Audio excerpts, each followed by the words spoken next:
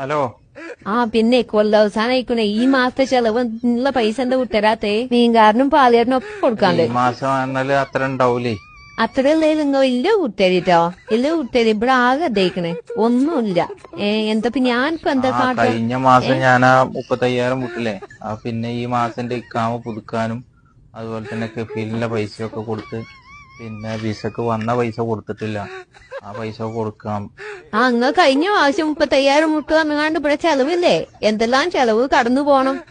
അതൊക്കെ കഴിഞ്ഞപ്പോ പൈസ ഞാൻ അതല്ല പറയുന്നതേ, അത് കൊടുത്തിട്ടില്ല. അത് കൊടുക്കും വേണം. പിന്നെ എന്താ വെച്ച് കഴിഞ്ഞാൽ എന്നിട്ട് വേണം, ബാക്കി ഉണ്ടാവൂല. ഈ മാസം എന്തായാലും സാലറി കിട്ടി കഴിഞ്ഞാൽ അത് മൊത്തം ഇവിടെ കൊടുക്കാനേ കൊടുത്തോളി. നിങ്ങളെ അവിടെ കൊടുക്കാനോ കൊടുത്തോളി. പിന്നെ ഇച്ചിരി 35,000 ഉള്ളെങ്കിൽ ഒരു 30,000 ഒന്ന് വിട്ടേരിട്ടോ.